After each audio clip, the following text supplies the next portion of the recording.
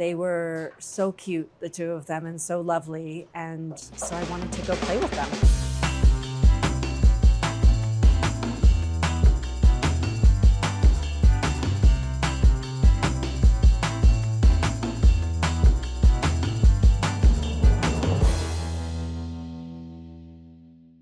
I just want to start, I mean, obviously the script is so unique and I'm just wondering how it evolved into what it is. It started out as a pretty simple idea. We liked the idea of a 90s sitcom in this sort of really safe world, Yeah. And to fuck that up. I mean, that was how it started, and it just sort of, the script got worse and worse in a good way. Yeah. Alicia, what drew you to the project? I got a call from my agent saying, I read a really crazy script that you need to read, and I did. And, you know, it's a page turner for sure. Never saw anything like this before and was so interested. And then I watched their film. Flip and Stefan made a film called Ron the Stuntman.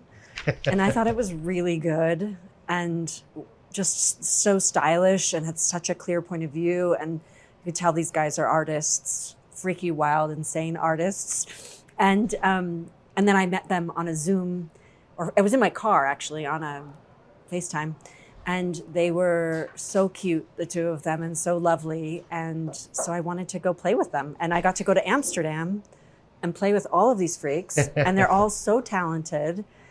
And it was just wonderful. Amazing. I mean, I think that you were here a couple of years ago with The Lodge, incredible, brief but powerful cameo, and then just your taste in the past decade has been so awesome and so eclectic. Is there anything sort of behind that? You just want to sort of branch out more and play more as an actor?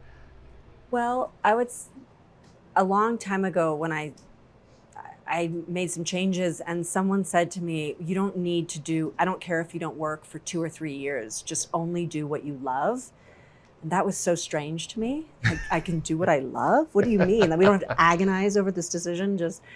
And so I've just been having fun playing. And I did a lot of theater. Yeah. And when I was doing theater, they let me do things that they weren't letting me do in movies. And from that theater stuff, I think they let me start doing it in movies. So, you know, awesome. Playing with really interesting filmmakers like Yorgos Lanthimos and, sure. Yeah. but also David Mamet and Donald Margulies and Laura Linney, and just doing these interesting artistic projects have been sort of, I just get to go where it feels inspiring and exciting. And I think that's what's happening. Did that feel impossible to you at one point, especially in the 90s and early 2000s? I don't know that I thought about it like that. Yeah. I just wanted to be an activist and run away, I think, at first, because it was all just so overwhelming. So now I get to just do fun things and awesome. Go where it feels challenging and inspiring and weird. And I feel like I'm getting to I continue to do very strange things over and over again, and it's really fun. Like this, which is fantastic. It is. How love did you this part. sort of buy? I mean, obviously, as sort of absurdist and high concept and amazing as it is, the familial dynamic is really important. So, did you do anything to bond these guys as a family? Yeah, I put them in a studio for 22 days. Oh, that's all it took. Yeah. Yeah, I mean, that was the cool thing. It was like a sort of an ensemble movie, having these two families, the Russians and the Americans, yeah. In this one set, and that was, I mean, there were a couple of other actors for small moments, but that was the basis of this film. So I think that brought everyone together, really. So yeah. Did you guys happen to see any cheesy 90s sitcoms to reference for the performances, and what were they? I mean, I saw a bunch, but not necessarily as a reference, I don't think. Yeah. No, it's in there. It's just in our DNA, yeah. I think. Yeah, it's true. I mean, I grew up with it. Yeah, I like to watch it still. Yeah. Well, not anymore so much, but I watch Full House like all the seasons. Really? Yeah. Oh, it's just nice. It's comforting. Yeah. So now this, something different. Awesome. What was your experience like working with Alicia? Well, very freaking cool, because she's obviously amazing. And yeah, and above all, like, very inspiring and mostly very fun. Yeah. Like, so much fun. Like, I would do it again in a heartbeat. Bazillion times, if I could. Yeah. I always like when we work with bigger actors and then find out that they're really comfortable, nice people who are mothers and beautiful, beings instead of just this sort of screen. So I saw that. Yeah. Right. With a looking glass. So we're obviously here with Audible today, and I just wanted to ask all of you, do you think about audio as a storytelling medium? Are you guys podcast people? I am, for sure. Yeah. And What are your audiobooks. favorites? Oh my gosh, I have so many. Right now I'm listening to all Esther Perel's.